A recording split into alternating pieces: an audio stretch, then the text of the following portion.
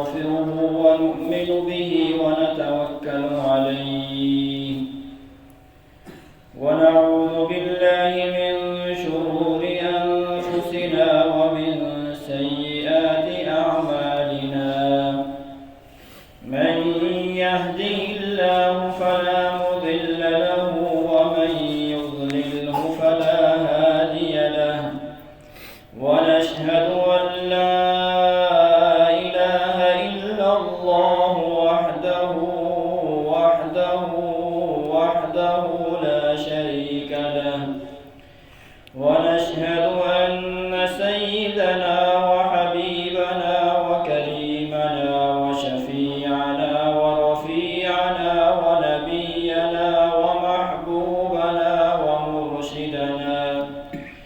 ومرشدنا ومولانا محمدا عبده ورسوله أما بعد فأعوذ بالله من الشيطان الرجيم بسم الله الرحمن الرحيم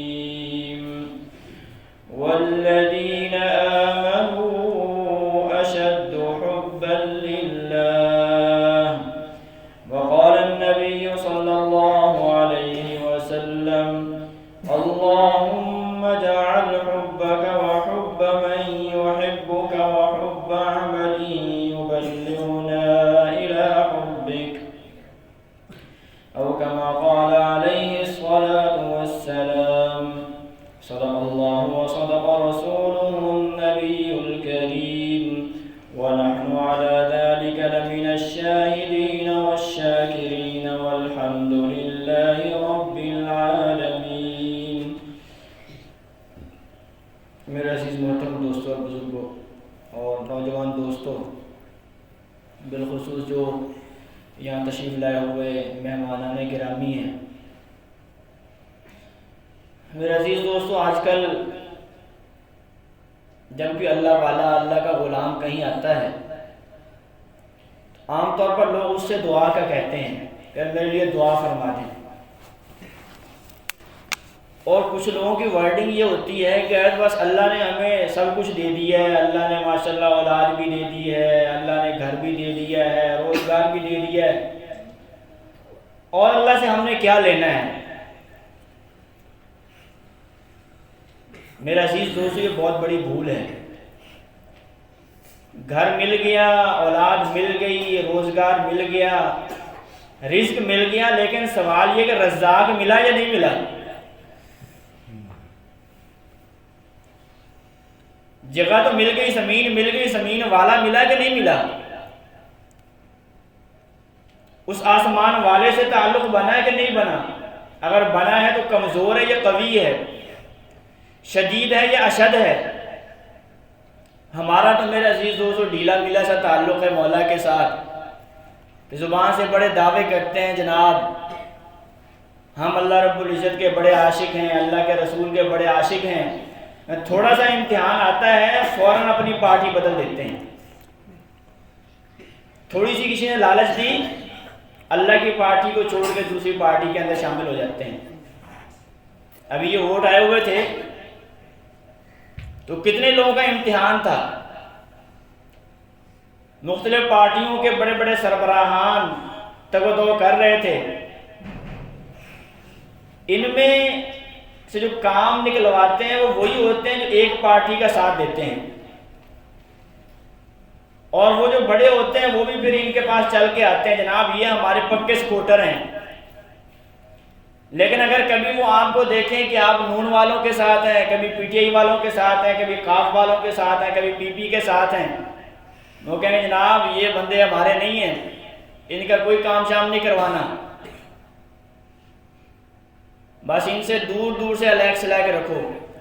میرے عزیز دوستو، اسی طریقے سے جو بندہ کبھی تو مولا کی پارٹی کے اندر شامل ہو جاتا ہے، رات کو مولا کی بارگاہ میں آنسو بہاتا ہے، اور دن کو اپنی پارٹی بدل کے شیطان کے ساتھ مل جاتا ہے، اللہ بھی فرماتے ہیں ٹھیک ہے اس کو سب کچھ مل جائے گا لیکن ہمارا پیار نہیں ملے گا. ہماری دوستی نہیں ملے گی، ہمارا قرب خاص نہیں ملے گا، ہمارا قرب خاص تو انہی کو ملے گا۔ ان اولیاءہ الا المتقون، ہمارے ولی اور دوست صرف وہ لوگ ہیں جو تقوی سے رہتے ہیں، ہمیں نہیں چھوڑتے، ہمیں نہیں چھوڑتے۔ چمن کا رنگ تو نے سراسر اے خزاں بدلا، نہ شاخ گل ہم نے چھوڑی نہ ہم نے آشیاں چھوڑا، کہ یا اللہ جیسے کیسے بھی حالات آتے رہے ہم آپ کو کیسے چھوڑ سکتے ہیں، ہمارا اے مولا آپ کے علاوہ اور ہے کون؟ آج کل نوجوان انٹرویو دینے کے لیے جاتے ہیں تو یہ بخوبی جانتے ہیں وہاں پر جہاں پر مختلف چیزوں کے نمبر ہوتے ہیں وہاں پر باڈی لینگویج کے بھی نمبر ہوتے ہیں، آپ کی آنکھوں کا جو کنیکشن ہوتا ہے ان کے ساتھ اس کے بھی نمبر ہوتے ہیں۔ آپ کی آنکھوں کا کنیکشن انٹرویو لینے والے کے ساتھ ہے کہ نہیں ہے، وہ آپ سے سوال کر رہا ہو، آپ اس کی آنکھوں میں آنکھیں ڈالنے کے بجائے ادھر دیکھ کے جواب دے رہے ہوں تو آپ کے نمبر کٹ گئے۔ جب میرے عزیز دوست ایک چھوٹا سا بندہ جو کہ عبد اللطیف ہے، لطیف نہیں ہے، عبد اللطیف ہے، اتنا نازک مزاج نہیں ہے، اتنا جو ہے وہ باریک بینی سے چیزوں کو دیکھنے والا نہیں ہے، لیکن وہ اس کو فیل کرتا ہے کہ میں اس کی طرف دیکھ رہا ہوں تو یہ میری طرف کیوں نہیں دیکھتا۔ میرا عزیز دوستو، کیا ہمیں یہ بات سمجھ میں نہیں آتی کہ ہم مولا کی بارگاہ کے اندر سر جھکا کے مولا ہمیں دیکھ رہا ہوتا ہے، ہم مولا کو نہیں دیکھ رہے ہوتے تو ہمارے نمبر کتنے کٹ جاتے ہیں، ہمارے کتنے نمبر کٹ جاتے ہیں۔ جناب میں نماز تو پڑھتا ہوں، خدا کے بندے نماز پڑھتے ہو، لیکن یہ آپ کا آنکھوں کا کنیکشن بھی اوپر ملتا ہے نہیں ملتا؟ ان آنکھوں کا نہیں، ان آنکھوں کا کنیکشن دیکھنا ہے کہ ان آنکھوں کا کنیکشن اوپر ملتا ہے کہ نہیں ملتا، ورنہ تو نابینا بھی اللہ والے گزرے ہیں۔ ایک آدمی کی آنکھیں نہ بھی ہوں لیکن اللہ تعالیٰ اس کے ظاہری جسم کو نہیں دیکھتے۔ ان اللہ لا ينظر الى صورکم واموالکم، تمہاری ظاہری شکل و صورت سے کوئی تعلق نہیں، ولکن ينظر الى قلوبکم، تمہارے جو جس چیز کے اوپر مولا کی نظر ہوتی ہے تمہارا دل ہے، یہ دیکھتے ہیں کہ ان کا دل میری طرف کتنا متوجہ ہے، میری طرف کتنا متوجہ ہے۔ میرے عزیز دوستو، اس دل کے اندر مولا کی محبت آ جائے، مولا کی محبت سما جائے، مولا کی محبت میں تڑپنا نصیب ہو جائے، یہ میرے عزیز دوستو اللہ کے غلاموں کے سفر کرنے کا مقصد ہے اور یہ مطلوب ہے۔ قرآن مجید میں اللہ تعالیٰ نے مشرکین اور مومنین کا جو فرق بیان کیا ہے، فرمایا وَمِنَ النَّاسِ مَن يَتَّخِذُ مِن دُونِ اللَّهِ أَندَادًا يُحِبُّونَهُمْ كَحُبِّ اللَّهِ، لوگوں میں سے بعض وہ ہیں جو اللہ کے غیر سے ایسا پیار کرتے ہیں جیسا پیار اللہ سے کرنا چاہیے تھا، ان کے اوپر مر مٹتے ہیں۔ حالانکہ فرمایا وَالَّذِينَ آمَنُوا أَشَدُّ حُبًّا لِلَّهِ، جو لوگ ایمان لے کے آئیں گے ان کو سب سے زیادہ پیار مولا سے ہوگا، سب سے زیادہ پیار ہوگا۔ اور جب پیار ہو جائے پھر میرے عزیز دوستو دل کی توجہ نہیں ہٹتی، پھر بندے کی توجہ، بندہ جس کام کے اندر بھی لگا ہوا ہو اس کا دل ادھر ہی رہتا ہے، اوپر مولا کی طرف رہتا ہے۔ ہماری نمازوں کے اندر یہ کیفیت احسانی پیدا ہو جائے۔ صحیح بخاری کے اندر حدیثوں بار کا یہ مطلوب ہے، یہ اللہ والوں کا چلنا پھرنا اور ذکر کی مجالس، اللہ اللہ کی ضربیں، یہ کوئی فضول تھوڑی ہیں، یہ درجہ احسان پیدا کرنے کے لیے ہیں۔ عام اعمال کی اگر توفیق ہو گئی ہے تو اس سے ایک قدم آگے بڑھائیں، مولا کا قرب خاص حاصل کرنے کی کوشش کریں۔ چنانچہ ملا علی قاری رحمۃ اللہ علیہ نے لکھا ہے، فرمایا کہ عام لوگوں کی توبہ تو کفر شرک سے ہوتی ہے، ہاں جی، التوبہ الرجوع من الکفر والشرک، کفر شرک سے واپس لوٹ آتے ہیں۔ اور فرمایا کہ اس سے پھر آگے جاتے ہیں تو توبہ ان کی کبائر سے ہوتی ہے، پھر مزید قرب حاصل ہوتا ہے تو ان کی توبہ پھر صغائر سے ہوتی ہے، صغیرہ گناہ کر کے بھی وہ اللہ کی بارگاہ میں روتے دھوتے ہیں۔ لیکن فرمایا کہ یہ سارے کے سارے نچلے لیول کے ہیں، اس سے اوپر جو مقربین بارگاہ لوگوں کا مقام ہے، اولیاء اللہ کا مقام ہے، ان کی توبہ کس چیز سے ہوتی ہے؟ فرمایا کہ ان کی توبہ التوبۃ من الغیبوبۃ الی الرجوع، ان کا دل تھوڑی دیر کے لیے مولا کی ذات سے غائب ہوتا ہے، اور اس کے اوپر بھی استغفار پڑھتے ہیں کہ یا اللہ میرا دل تھوڑی دیر کے لیے آپ کی ذات سے ہٹ گیا تھا، استغفر اللہ استغفر اللہ استغفر اللہ، یا اللہ میں اس کے اوپر بھی آپ سے معافی چاہتا ہوں۔ مولا کی ذات کے ساتھ چمٹا رہا لیکن اس لیول کا مولا کے ساتھ پیار نہیں ہوا جس طرح ہونا چاہیے تھا، اس کے اوپر بھی استغفار پڑھ رہے ہیں۔ سرکار دو عالم صلی اللہ علیہ وسلم آپ کی نماز کے اندر درجہ احسان کس کیفیت کا ہوگا کہ حضور کے صحابہ کی یہ شان تھی کہ جسم کے اندر تیر لگے ہوئے ہیں اور مولا کی ذات کے ساتھ ایسے مگن ہے کہ پرواہ نہیں ہے. یہ تو مرید کا عالم ہے، پیر کا عالم کیا ہوگا؟ پیر کی نماز کیسی ہوگی؟ ہاں جی، ایسی نماز پڑھ کے بھی سلام پھیرتے ہی فوراً اللہ اکبر، استغفر اللہ استغفر اللہ استغفر اللہ، یا اللہ معاف کرنا یا اللہ معاف کرنا. جیسے درجہ احسان کے ساتھ، جیسے آپ کی توجہ کے ساتھ نماز پڑھنی چاہیے تھی، ویسے نماز نہیں ہو سکتی. اور آج ہم ہیں کہ ہم اپنی بس ظاہری چیزوں کے اوپر مطمئن ہیں، جناب بس جی اللہ نے نماز کی توفیق دے دی ہے، اللہ نے حج روزے کی توفیق دے دی ہے، بس دنیا دے دی، اور ہم نے اللہ سے کیا لینا ہے میرا عزیز دوستو؟ اور اللہ سے اللہ لینا ہے، اللہ کی دوستی لینی ہے، اللہ کا پیار لینا ہے، اللہ کا قرب خاص لینا ہے. حضرت خواجہ عزیز الحسن مجذوب رحمۃ اللہ علیہ فرمایا کرتے تھے، کوئی تجھ سے کچھ کوئی کچھ مانگتا ہے، الہی میں تجھ سے طلبگار تیرا. میرے شیخ و مرشد شیخ العرب والعجم مجدد زمانہ حضرت مولانا شاہ جلیل احمد اخون صاحب دامت برکاتہم فرمایا کرتے ہیں، جو کہ ہمارے کراچی کے آباب والوں کے جو ہمارے دادا شیخ تھے حضرت مولانا شاہ حکیم محمد اختر صاحب رحمۃ اللہ علیہ، ان کے اجل خلفاء میں سے ہیں. فرماتے ہیں کہ آج رونا آتا ہے اس بات کے اوپر کہ آج بندہ اللہ سے اللہ کے علاوہ ہر چیز ہی مانگتا ہے، یا اللہ فلاں دے دے فلاں دے دے فلاں فلاں دے دے، لیکن آپ مل جائیں اس کی طلب ہی نہیں ہے. میرا عزیز دوست، جب وہ مل جائے گا کیا وہ ساری نعمتوں کے ساتھ نہیں آئے گا؟ جب بادشاہی مل گیا تو پھر پیچھے کیا رہ گیا؟ میرا عزیز دوستو، ہم سارے کے سارے اللہ کو چاہنے والے بن جائیں، اللہ کے ساتھ پیار کرنے والے بن جائیں، اللہ کے ساتھ ہماری شدید محبت ہمارے دلوں میں پیدا ہو جائے. اور اس کے لیے تقوی شرط ہے، گناہوں سے بچیں. دیکھیں اگر دو آدمی ہیں اور ان کے سامنے دو آپشن ہیں، یا تو آپ کو سپورٹ کریں یا آپ کے دشمن کو سپورٹ کریں. اس آدمی کے آپ کے ساتھ بھلے 10 سال سے تعلقات ہوں، اتنا پیار آپ کے دل میں اس کا پیدا نہیں ہوگا جتنا کہ مخالفت کے وقت کیا وہ آپ کو سپورٹ کرتا ہے یا آپ کے دشمن کو سپورٹ کرتا ہے. اگر اس مقابلے کے وقت میں وہ آپ کا ساتھ دیتا ہے تو آپ کے دل میں وہ 10 سال سے بھی زیادہ پیار حاصل کر لے گا. آپ کے دل میں اس کی محبت بیٹھ جائے گی کہ یار اس نے فیصلے کے وقت میں میرا انتخاب کیا ہے. اسی طریقے سے میرے عزیز دوستو، ایک بندہ ساری رات تہجد پڑھتا ہے لیکن اس کے مقابلے میں دوسرا نوجوان ساری رات سوتا ہے لیکن اس کو گناہوں کا خیال آتا ہے اور وہ شیطان کے کہے ہوئے کے اوپر عمل نہیں کرتا، بلکہ اس شیطان کو کہتا ہے کہ میں تجھے نہیں، میں اپنے مولا کو اختیار کروں گا. میرے عزیز دوستو، تہجد پڑھنا آسان ہے، تقوی کے ساتھ رہنا مشکل ہے. تقوی کے ساتھ رہنا مشکل ہے. ایک نوجوان تنہا ہے، اس کا گناہ کرنے کو دل کر رہا ہے، گانا سننے کو دل کر رہا ہے، فیس بک دیکھنے کو دل کر رہا ہے، آوارہ چیزیں دیکھنے کو دل کر رہا ہے، لیکن وہ یہ سوچتا ہے کہ میرا مولا مجھے دیکھ رہا ہے، میرا مولا مجھے دیکھ رہا ہے، اس نے مجھے منع کر دی ہے. کاش کہ میرا عزیز دوست یہ محبت ہمیں سمجھ میں آ جائے. میں کہتا ہوں مجال ہے کہ بندہ گناہ کر لے. آج بعض لوگ گناہوں کے اوپر ڈٹے ہوتے ہیں، روکنے کی لاکھ کوشش کر لیں، روکنے کے لیے تیار نہیں ہوتے. کیوں؟ اس لیے کہ مولا کا پیار نہیں ہے، مولا کا پیار نہیں ہے. ورنہ جن لوگوں کے دلوں میں کسی کا پیار ہوتا ہے، جب وہ آ کے اس کے پاس بیٹھ جاتے ہیں بندہ موم ہو جاتا ہے. بڑے مان کے ساتھ لوگ جاتے ہیں، جناب وہ گل نہیں مانتا نا تو میرے نال لے چل، میرا دوست ہے، میں جا کے اس کو کہوں گا میری بات کبھی نہیں ٹالے گا. وہ دوست اس کا اس کے پاس آ جاتا ہے، بندہ اگلی بات کرتا ہی نہیں. جناب آپ چل کے آگے، آپ نے کہہ دیا بس ہو گیا. میرے عزیز دوستو، یہ تو ایک انسان کی دوستی کا لیول ہے. اگر بندے کے دل کے اندر مولا کے ساتھ دوستی ہو جائے تو میرے عزیز دوستو اس کا حکم آ جائے اور بندہ اس کو چھوڑ دے، یہ کیسے ہو سکتا ہے؟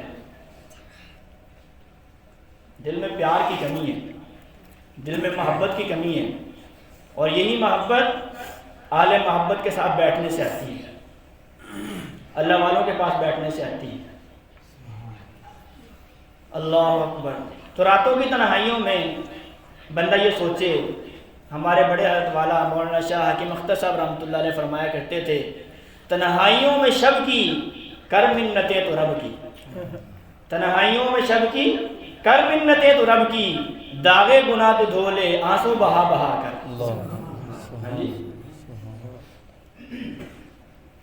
جو تو کرتا ہے چھپ کے اہل جہاں سے، جو تو کرتا ہے چھپ کے اہل جہاں سے، کوئی دیکھتا ہے تجھے آسمان سے، کوئی دیکھتا ہے تجھے آسمان سے۔ کہتا ہے مجھے کس نے دیکھا ہے، مجھے کس نے دیکھا ہے؟ خدا کے بندے تیرے دل کے اندر مولا کی محبت ہوتی، تجھے جرت کیسے ہوتی کہ تیرا مالک تجھے دیکھ رہا ہے تو اس کو ناراض کر رہا ہے؟ اللہ اکبر۔ تقویٰ اسے ہی کہتے ہیں۔ تقویٰ کی مختصر سی تعریف کیا ہے؟ کہ ان اللہ لا یراک حیث نہاک، کہ اللہ تعالیٰ تجھے وہاں نہ دیکھے جہاں دیکھنے سے، جہاں جانے سے اللہ نے تجھے منع کیا ہے، وہاں اللہ تجھے نہ دیکھے۔ اللہ اکبر۔ آج میرے عزیز دوستو ہمارے اندر اسی چیز کی کمی ہے، اسی لیے مولا کا قرب حاصل نہیں ہو رہا۔ ہماری کلی جہاں پر اڑی ہوئی ہے وہاں پر اڑی ہوئی ہے۔ اگر ہمارے دل میں محبت ہو، ہم اپنا خون آرزو ایسے ہی کر دیں اور فوراً مولا کے حکموں کے اوپر فدا ہو جائیں۔ آج کوئی نمازی ہے، کوئی تہجد گزار ہے، کوئی بظاہر بڑا دیندار ہے، لیکن کہیں نہ کہیں وہ گناہ کے اندر پھنسا ہوا ہے اور اس کو چھوڑنے کے لیے تیار نہیں ہے۔ ظاہری عبادات ضرور ہیں لیکن اندر عشق کا تڑکا نہیں لگا، اندر محبت الہی ابھی جاں گزین نہیں ہوئی۔ بس جس گناہ کے اوپر وہ اڑ جاتا ہے اس کو چھوڑنے کے لیے دل نہیں کرتا۔ آج کل ہمارے کتنے نوجوان ہیں، کتنے بڑے عمر کے لوگ ہیں کہ کئی رشتہ داروں سے سال ہاں سال سے رشتے ناطے توڑے ہوئے ہیں، رشتے ناطے توڑے ہوئے ہیں، بول چال ہی نہیں ہے۔ نمازیں بھی ہیں، تہجد بھی ہے، تسبیحات بھی ہیں، سارا کچھ ہے۔ یہ کیسا عاشق ہے کہ مولا نے ایک کام سے منع کیا اور وہ کیے جا رہا ہے، کیے جا رہا ہے، کیے جا رہا ہے۔ مولا کہتا ہے کہ خدا کے بندے، مولا کے محبوب فرما رہے ہیں سلمن قطعک، کہ اگر تجھ سے کسی نے توڑ لیا ہے تو تو جا کے اس سے جوڑ لے۔ یہ کہتا ہے میں حضور کا عاشق ہوں، حضور کی خاطر جان قربان کر دوں گا۔ جان قربان کرنے کے لیے تو تیار ہے، حضور کا فرمان ماننے کے لیے تیار کیوں نہیں ہے؟ یہ کون سا عشق ہے؟ سرکار دو عالم صلی اللہ علیہ وسلم نے ارشاد فرما دیا، حدیث کا مفہوم ہے کہ 3 دن سے زیادہ کسی کے ساتھ قطع تعلقی اور بول چال چھوڑ دینا جائز نہیں ہے۔ یہ کہتا نہیں بس میرا دل ہی نہیں مانتا، انہوں نے میرے ساتھ یہ زیادتی کی ہے، انہوں نے میرے ساتھ یہ زیادتی کی ہے، جناب انہوں نے میری زمین دبا لی ہے، انہوں نے جناب ہمارے ولیمے پہ نہیں آئے تھے، ہمارے جنازے پہ نہیں آئے تھے، ہمیں رشتے سے انکار کر دیا، یہ ہو گیا وہ ہو گیا، یہ بہانے ہیں۔ یہ ساری چیزیں تجھے عزیز ہے یا مولا عزیز ہے؟ مولا عزیز نہیں ہے۔ مولا نے فرما دیا کہ نہیں تو یہ کام کر، اس کے سامنے کیا بہانا ہے؟ قربان جائیں جتنے بھی حالات میرے اور آپ کے اوپر آج آ رہے ہیں، ان سارے حالات سے ہمارے محبوب نبی کریم صلی اللہ علیہ وسلم کو اللہ تعالیٰ نے گزارا ہے، سارے حالات سے گزارا ہے۔ پیارے نبی کریم صلی اللہ علیہ وسلم کی صاحبزادیوں کے رشتے ہو چکے تھے، حضرت رقیہ اور حضرت ام کلثوم رضی اللہ تعالیٰ عنہما، دونوں کے رشتے ابو لہب کے بیٹے عتبہ اور عتیبہ سے ہو چکے تھے۔ سرکار دو عالم صلی اللہ علیہ وسلم نے کلمے کی دعوت کے لیے بلایا، قولوا لا الہ الا اللہ تفلحون، لا الہ الا اللہ کہہ لو کامیاب ہو جاؤ گے۔ ابو لہب کہہ رہا تبا لک یا محمد، اور ایسے پتھر پھینکتا ہے کہ آپ تباہ و برباد ہو جائیں، نعوذ باللہ، آپ نے ہمیں اس لیے بلایا تھا۔ گھر آ کے اپنے بیٹوں کو کہتا ہے کہ بیٹا اگر آپ نے اپنے ابا کے ساتھ رہنا ہے تو محمد کی بیٹیوں کو طلاقیں دے دو، محمد کی بیٹیوں کو طلاقیں دے دو۔ نکاح ہو گئے تھے، رخصتی نہیں ہوئی تھی ابھی، نکاح ہو گئے تھے، جواب دے دو۔ ماں بھی ام جمیل، وہ بھی حضور کی تکلیف پہنچانے کے اندر درپے ہوتی تھی، حضور کے راستے کے اندر کانٹے بچھانا، ماں بھی پیش پڑ گئی۔ محمد کو چھوڑو، ان کی بیٹیوں کو طلاقیں دو۔ عتیبہ نے طلاق دے دی، عتبہ نے طلاق دے دی۔ عتیبہ تو خیر بعد مر بھی گیا، بعد میں عتبہ نے اسلام قبول کر لیا، اس کی ایک بہن نے اسلام قبول کر لیا۔ سرکار دو عالم صلی اللہ علیہ وسلم نے ان کو سینے سے لگا لیا۔ یہ کبھی نہیں فرمایا کہ تم نے تو میری بیٹیوں کو طلاقیں دی تھی، جاؤ آج کے بعد میرا تمہارا بول چال ہی نہیں ہے، ختم، بس کاٹا لگا دیا ہم نے۔ حضور تو ہر کسی کو سینے سے لگانے کے لیے آئے تھے، ہر کسی کو سینے سے لگانے کے لیے آئے تھے۔ آج جی میرے بھائی نے جی مجھے زمین نہیں دی، لہذا میرا اس سے بول چال ختم ہے۔ کیا آپ نے اپنے بھائی کی قیمت ایک مرلہ پلاٹ لگائی ہے؟ ایک ایکڑ بھائی کی جو ہے وہ قیمت لگائی ہے؟ یہ کیسی دینداری ہے میرے عزیز دوستو؟ یہ من چاہی دینداری ہے، رب چاہی دینداری نہیں ہے۔ ایسی دینداری کے اوپر رب کے رحمتوں کے فیصلے نہیں اترتے۔ رب چاہی دینداری کے اوپر رب کے رحمتوں کے فیصلے اترتے ہیں، ورنہ ایسے لوگوں کے رب کو کوئی حاجت نہیں ہے۔ کتاب الکبائر امام ذہبی رحمۃ اللہ علیہ کی کتاب ہے، اس کے اندر انہوں نے یہ حدیث مبارکہ نقل کی ہے، واقعہ نقل کیا ہے۔ کہتے ہیں ابو ہریرہ رضی اللہ تعالیٰ عنہ مسجد نبوی شریف کے اندر سرکار دو عالم صلی اللہ علیہ وسلم کے ممبر کے اوپر بیٹھے ہوئے درس حدیث دے رہے ہیں۔ ایک آدمی داخل ہوا مجلس کے اندر، تو فرمایا کہ ہماری مجلس میں ایک ایسا آدمی آیا ہے جس نے رشتے ناطے توڑے ہوئے ہیں، وہ ہماری مجلس سے اٹھ کے چلا جائے، اس کو بیٹھنے کی اجازت نہیں ہے۔ اب وہ آدمی بڑا حیران ہوا، اس نے کہا یہ تو اس زمانے میں اندازہ کریں کہ اکا دکا ایسا ہوتا تھا، آج کل تو مسئلہ یہ ہے کہ ہر گھر کے اندر یہی مسئلہ ہے۔ وہ کہتا ہے جس گھر کے اندر ایک بے نمازی ہو 40 گھروں تک اس کی نحوست جاتی ہے، تو جس گھر کے اندر سارے کے سارے افراد بے نمازی ہو، پورا محلہ بے نمازی ہو، پوری گلی بے نمازی ہو، وہاں نحوستوں کا کیا عالم ہوگا۔ ایک بندہ ایسا آیا ہے جس نے رشتے ناطے توڑے ہوئے ہیں، وہ حدیث کے مجلس سے اٹھ کے چلا جائے۔ وہ آدمی خاموشی سے اٹھا۔ اس زمانے میں لوگ بھی بھلے ہوتے تھے، اللہ والوں کی بات مان لیتے تھے، ان کے اندر ماننے کا جذبہ تھا۔ ہمارے اندر تو کبر ہے، اللہ والے لاکھ تقریریں کرتے رہے، مجال ہے کہ ہم اپنے ٹس سے مس ہو جائیں۔ نہیں جناب، میرا دل جو نہیں منے والا میں کیا کرنا؟ اگر دل جو نہ ماننے والا، ہندو کو کہیں زور ہے، جس کے آگے اللہ کا زور ہے، اللہ کی محبت کا زور ہے، بندہ اپنے آپ کو جھکا دے، مولا بس تیرا حکم آ گیا، میں سر تسلیم میں خم کرتا ہوں، تیرے محبوب کے حکم کے آگے سر تسلیم میں خم کرتا ہوں۔ اپنی پھپھی کے پاس گئے، کہا پھپھی جان آپ سے معافی مانگنے آیا ہوں۔ کہا کہ بیٹا کیا بات ہے؟ کہا ابو ہریرہ کی مجلس میں حدیث سننے گیا تھا، انہوں نے اٹھا دیا وہاں سے۔ پھپھی نے کہا معاف کر دوں گی، میں جا کے ابو ہریرہ سے پوچھ کیا اٹھایا کیوں ہے، کیا کوئی حدیث ہے ایسی؟ گیا ہے ابو ہریرہ رضی اللہ تعالیٰ عنہ کی مجلس کے اندر، مجلس کے بعد سوال کیا، اے ابو ہریرہ مجھے کیوں اٹھایا تھا؟ آپ نے جب میں آیا تو کہا کہ ایک بندہ آ گیا جس نے قطع تعلق کی، اٹھ جائے، کوئی وجہ کیا ہے؟ کہا میں نے اپنے محبوب نبی کریم صلی اللہ علیہ وسلم سے سنا تھا کہ جس قوم کے اندر کوئی ایک بندہ ایسا ہو جس نے رشتے ناطے توڑے ہوئے ہوں، پوری قوم کو اللہ تعالیٰ اپنے رحمت سے محروم فرما دیتے ہیں، پوری قوم کو محروم فرما دیتے ہیں۔ وہ بھلے چاہے نمازی ہوں، اسے چاہے 100 حج کیے ہوئے ہوں، کوئی پرواہ نہیں۔ اور جنت کے اندر داخلے کا سوال ہی نہیں ہے۔ حضور نے فرما دیا لا يدخل الجنت قاطع، جو رشتے ناطے توڑ دے گا وہ جنت میں داخل نہیں ہوگا۔ آج ہم کیوں ضدوں کے اوپر اڑے ہوئے ہیں؟ یہ گناہ کبیرہ کا ارتکاب ہم کیوں کرتے ہیں؟ ایک بندہ زنا کرتا ہے ہم کہتے ہیں مجرم ہے، اور دوسرا بندہ رشتے ناطے توڑے ہوئے ہے، یہ اللہ کے حکم کا نافرمان نہیں ہے۔ ایک بندہ چوری کر رہا ہے، ڈاکہ ڈال رہا ہے، اور دوسرا بندہ لوگوں کے حق دبا رہا ہے، یا لوگوں سے اس نے رشتے ناطے توڑے ہوئے ہیں، یہ بھی تو اس زانی کی طرح ہے۔ اس نے ایک زنا ایک حرام کام کیا، اس نے دوسرا حرام کام کر لیا۔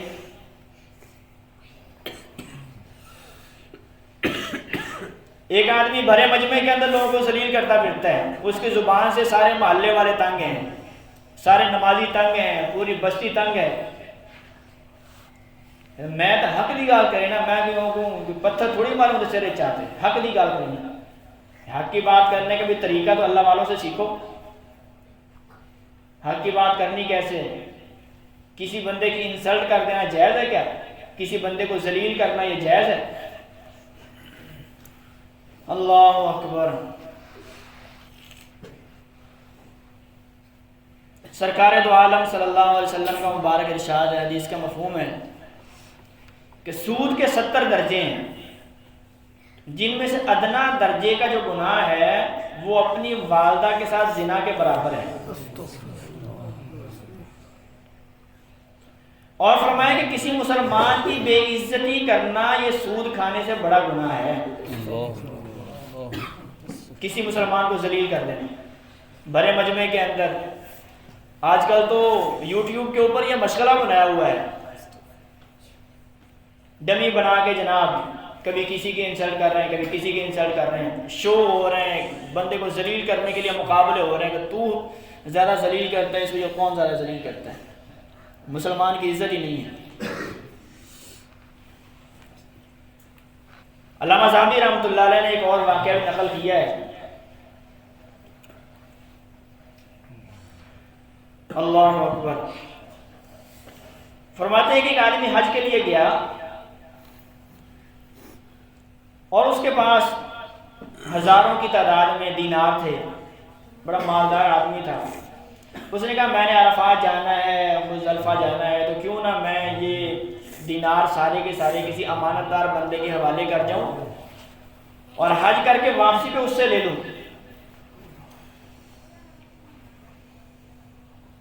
اب وہ بہت تلاش کرنے کے بعد ایک بندہ امانت دار ملا جو کعبۃ اللہ شریف کے اندر نماز پڑھتا تھا، جہاں ایک نماز پڑھنے کا کتنا ثواب ہے؟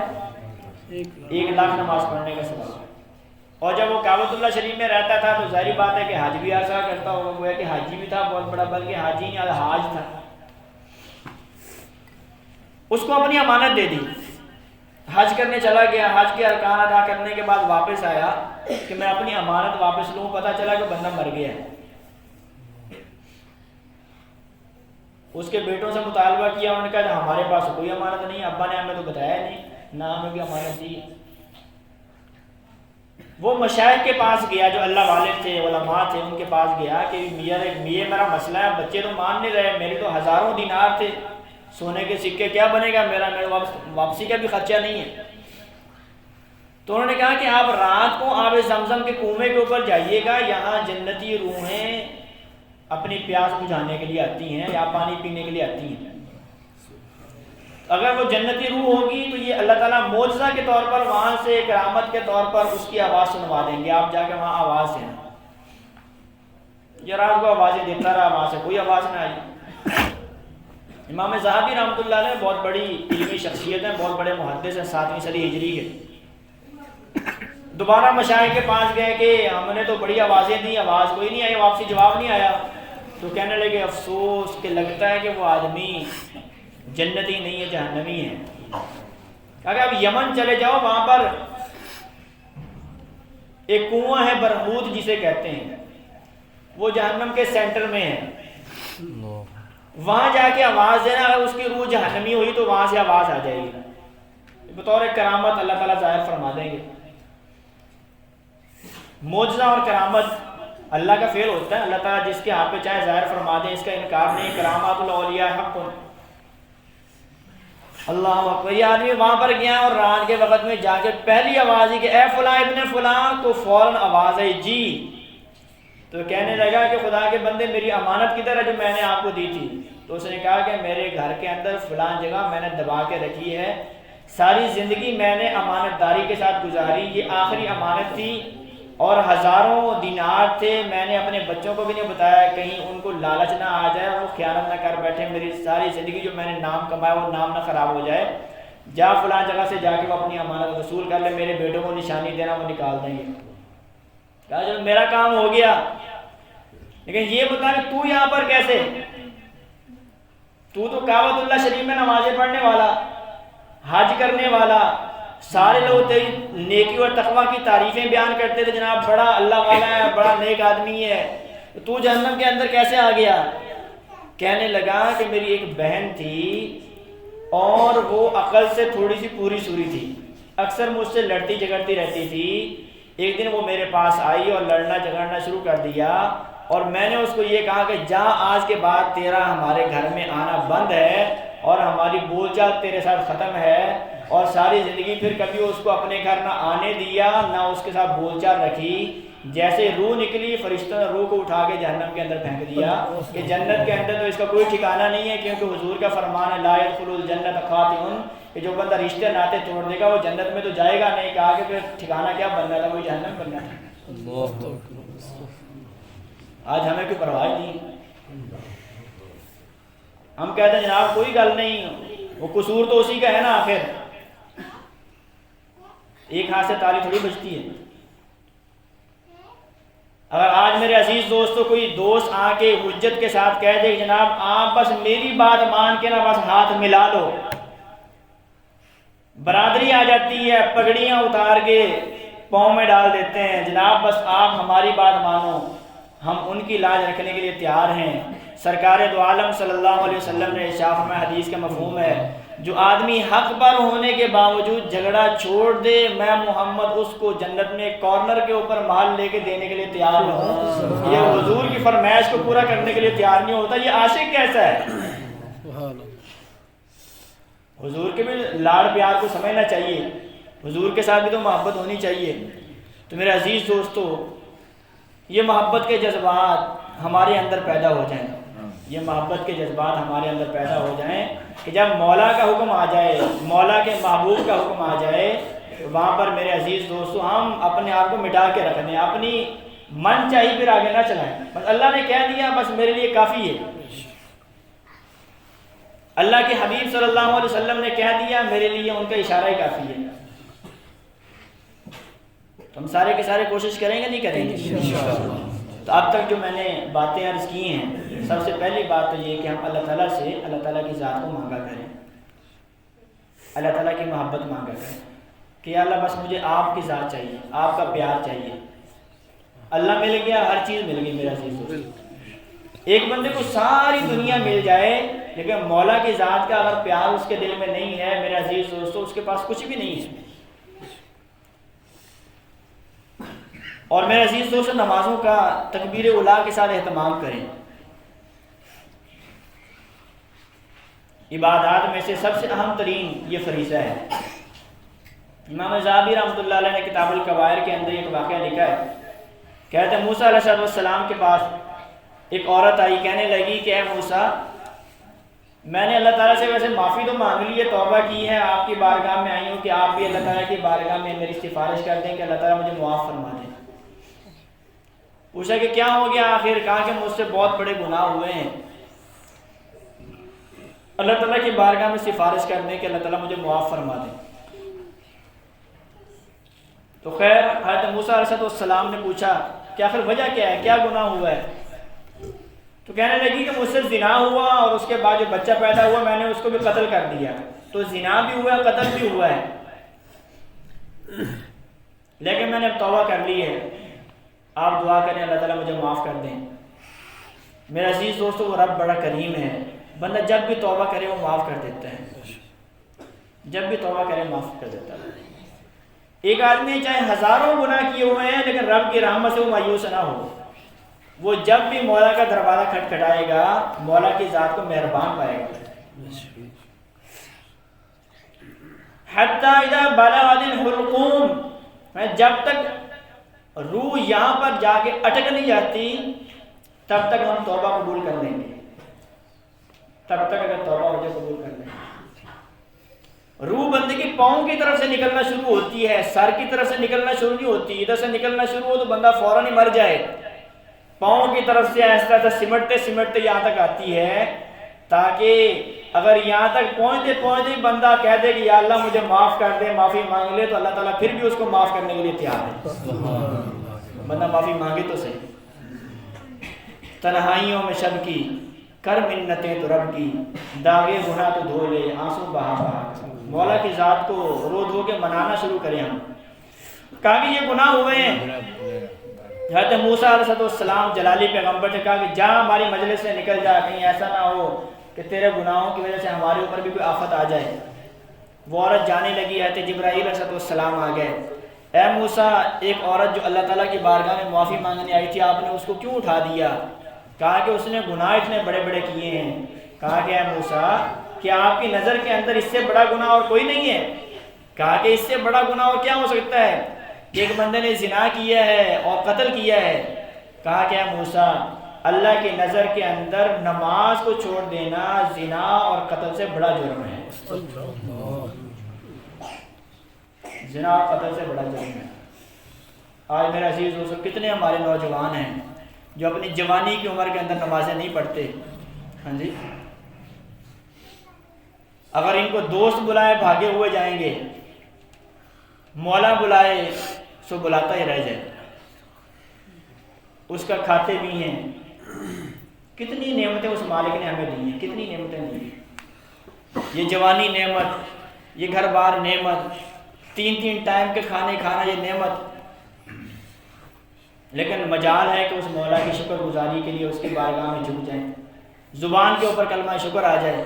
بس آخری ایک چھوٹا سا واقعہ عرض کر کے بات ختم کرتا ہوں۔ آج ہمیں اللہ تعالیٰ نے جتنی نعمتوں سے نوازا ہے میرے عزیز دوستو، اس کی انتہا نہیں ہے۔ ہمارے حضرت شیخ و مرشد دامت برکاتہم اکثر فرمایا کرتے ہیں کہ آج اگر غریب سے غریب آدمی کے گھر کے سامان کو اکٹھا کر لیا جائے اور ادھر سرکار دو عالم صلی اللہ علیہ وسلم کے 10 گھروں کے سامان کو اکٹھا کر لیا جائے تو آج کے اس غریب کے گھر کا سامان پھر بھی زیادہ ہوگا۔ جو یہ کہتا ہے کہ میرے کو رب نے دیتا ہی کیا ہے، میرے پاس کیا ہے، جا کے پوچھ رہے تھے فاطمہ رضی اللہ تعالیٰ عنہ سے کہ مشکلوں کے دن کیسے گزارے جاتے ہیں۔ آج بیٹے کو اس کے من پسند کی جوتی نہ ملے ابا سے غصے ہو جاتا ہے، پسند کے کپڑے نہ ملے ابا کی خیر نہیں ہوتی، بڑے بھائی کی خیر نہیں ہوتی۔ ہاں جی، میرا فلاں کلاس فیلو ہے جناب، وہ 5000 کا جوتا پہن کے آتا ہے، میں 500 کا جوتا پہن کے جاؤں۔ اور ادھر یہ فاطمہ تو سیدۃ النساء اہل الجنہ، وہ صاحبزادی ہے جو جنتی عورتوں کی سردار ہے۔ فرماتی ہیں کہ گھر میں آٹا لے کے آئے حضرت علی المرتضیٰ رضی اللہ تعالیٰ عنہ، میں نے روٹی بنائی، ایک روٹی حضرت علی کے لیے، ایک روٹی حضرت حسن کے لیے، ایک روٹی حضرت حسین کے لیے، اور ایک روٹی بنی میرے لیے۔ اور یہ ہماری عید تھی کہ ایک ایک روٹی سالم ہمیں کھانے کے لیے مل گئی، ورنہ اکثر ہی ایسے ہوتا تھا 2 روٹیاں ہوتی تھی، ایک خود کھا لی اور ایک اس طرح مل جل کے، بلکہ کچھ بچوں کو خود کھلا دی، کچھ حضرت علی تاں کھا لی، کچھ انہوں نے بچوں کو کھلا دی، 4 روٹیاں ہو گئی۔ جب ایک روٹی میں نے اپنے سامنے رکھی کھانے لگی تو فوراً خیال آیا کہ پتہ نہیں میرے ابا نے بھی روٹی کھائی ہوگی یا نہیں کھائی ہوگی۔ آج میرے عزیز دوستو ہم بیٹیوں کو حقیر سمجھتے ہیں، اصل وفا کرنے والی بیٹیاں ہوتی ہیں، بیٹیوں کو دھکے دیتے ہیں، یہ وراثت مانگ لیں تو ان کی خیر نہیں ہوتی۔ ابا جی جو ہیں وہ ساری کی ساری وراثت اپنی زندگی کے اندر ہی بیٹوں کے نام کر کے چلے جاتے ہیں، حاجی صاحب ہوتے ہیں، نمازی ہوتے ہیں، بیٹی سے پوچھ لیں گے اب آتا ہے کوئی حصہ گھرنا ہے آکے نہ تو کوئی 2-4 چپے تے کوئی زمین دے لوں، بیٹی سے پوچھتے پھریں گے، بیٹے سے کیوں نہیں پوچھتے کہ بیٹا آپ کو زمین چاہیے تو ٹھیک ہے ورنہ ساری بیٹی کے نام لگوا دیں، وہ بیچاری کمزور ہے تو کماتا ہے۔ مسند احمد بن حنبل کے اندر حدیث مبارکہ ہے، سرکار دو عالم صلی اللہ علیہ وسلم نے ارشاد فرمایا، حدیث کا مفہوم ہے ایک بندہ 60-70 سال کا ہو جاتا ہے، جنت کے بالکل کنارے پہ ٹھہرا ہوتا ہے، اور مرنے سے پہلے جائیداد وراثت کی تقسیم غلط طریقے سے کر جاتا ہے، بیٹیوں کو محروم کر جاتا ہے، مرتے ہی اللہ کے فرشتے اس کو جنت کے کنارے سے اٹھا کے جہنم کے اندر پھینک دیتے ہیں۔ اللہ کے حکم کو یہ توڑ کے آیا ہے۔ بیٹیاں وفادار ہوتی ہیں، بیٹیوں کی کیئر کرنی چاہیے، بہنوں کا خیال کرنا چاہیے۔ یہ نوجوان سارے کے سارے، میرا چونکہ واسطہ پڑتا رہتا ہے یونیورسٹی کے اسٹوڈنٹس کے ساتھ، یونیورسٹی میں پڑھاتا ہوں، اکثر میں نے سر اس کو بہن بنایا ہوا ہے، کوئی 1500 بہنیں بنائی ہوتی ہیں، اور جو بیچاری گھروں میں بہنیں بیٹھی ہوئی ہیں ان کو سلام کر کے راضی نہیں ہیں۔ اپنی بہنوں کے اوپر خرچ کرنے کا ثواب ہے، باہر جو بہنیں بنائیں گے ان کو کھلائیں گے اس کے اوپر زنا کا گناہ ملے گا، کیونکہ وہ تعلق اور ریلیشن جو ہے وہ زنا کے لیے ہے۔ یہاں جو اپنے گھر میں بہنوں کو تحفہ لا کے دیں گے، ان کی خواہشات کو پورا کریں گے، ان کے ساتھ محبت سے پیش آئیں گے، اس کے اوپر اللہ راضی ہوگا، اللہ کے محبوب صلی اللہ علیہ وسلم راضی ہوں گے۔